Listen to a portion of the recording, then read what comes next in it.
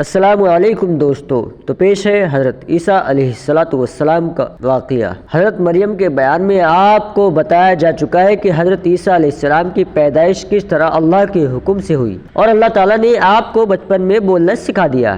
آپ نے لوگوں سے باتیں کی، یہ آپ کا ایک معجزہ تھا۔ اللہ پاک نے آپ کو نبی بنا کر بنی اسرائیل کی طرف بھیجا، جن میں تورات کی تعلیم کے متعلق بہت اختلاف ہو چکا تھا اور تورات کی تعلیم کے خلاف عمل کرتے تھے۔ اللہ پاک نے آپ کو انجیل دی، آپ اس کی تعلیم لوگوں کو سکھاتے رہے۔ اللہ تعالیٰ نے آپ کو بڑے بڑے معجزے عطا کیے تاکہ لوگ ان کو دیکھ کر ایمان لے آئے۔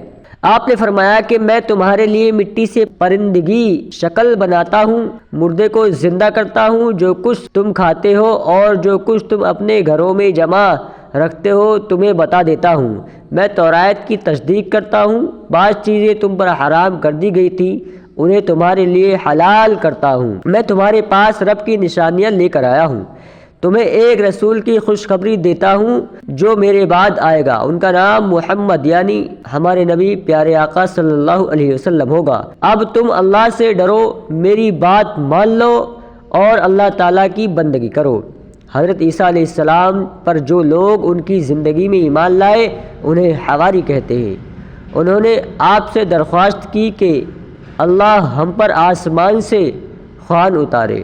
آپ نے فرمایا ایسے سوالات مت کرو، مگر انہوں نے جواب دیا کہ ہم اپنے دل کا اطمینان چاہتے ہیں اور آپ کی سچائی پر ہمیشہ گواہ رہیں گے۔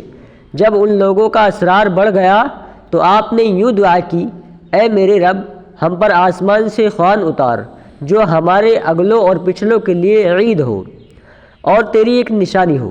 اللہ نے جواب دیا کہ میں اس کو تم پر اتاروں گا، لیکن اگر اس کے بعد تم میں سے کسی نے ناشکری کی تو میں اس کو بہت سخت سزا دوں گا۔ حضرت عیسیٰ علیہ السلام بنی اسرائیل کو نصیحت کرتے رہے، لوگوں نے ایک نہ مانی اور آپ کو مارنے کی تدبیریں شروع کر دی۔ اس وقت اللہ تعالیٰ نے حضرت عیسیٰ علیہ السلام سے فرمایا، اے عیسیٰ، میں پہلے تجھے اپنی طرف بلند کروں گا، پھر وفات دوں گا، اور جن لوگوں نے تیرا انکار کیا ہے ان سے تجھ کو پاک کرنے والا ہوں۔ جو لوگ تیری بات مان لیں گے انہیں انکار کرنے والوں پر قیامت تک غالب رکھوں گا۔ دشمنوں کے جواب میں اللہ تعالیٰ کی تدبیر یہ تھی کہ حضرت عیسیٰ علیہ السلام اور ان کی والدہ حضرت مریم علیہ السلام کو ایک اونچی جگہ دے دی جو رہنے کے قابل تھی۔ وہ یہودی بڑے بے حیا تھے جنہوں نے حضرت مریم علیہ السلام جیسی پاک دامن عورت پر الزام لگایا، نعوذ باللہ، اور پھر یہ کہا کہ ہم نے اللہ کے رسول عیسیٰ علیہ السلام بن مریم کو قتل کیا ہے، نعوذ باللہ، جبکہ اللہ تعالیٰ نے فرمایا ان کو نہ کسی نے قتل کیا اور نہ سولی پر چڑھایا، بلکہ اللہ تعالیٰ نے ان کو اپنی طرف اٹھا لیا۔ حضرت عیسیٰ علیہ السلام تمام عمر اپنی قوم سے بھی یہی کہتے رہے کہ میں اللہ کا بندہ ہوں اور عبادت کے لائق صرف ایک اللہ ہے، لیکن ان کے دنیا سے تشریف لے جانے کے بعد ان کی قوم یعنی عیسائی گمراہ ہو گئے اور کہنے لگے کہ حضرت عیسیٰ علیہ السلام اللہ تعالیٰ کے بیٹے ہیں، اور یوں کہنے لگے خدا تین ہیں، ایک اللہ تعالیٰ، دو حضرت جبرائیل علیہ السلام، تین حضرت عیسیٰ علیہ السلام۔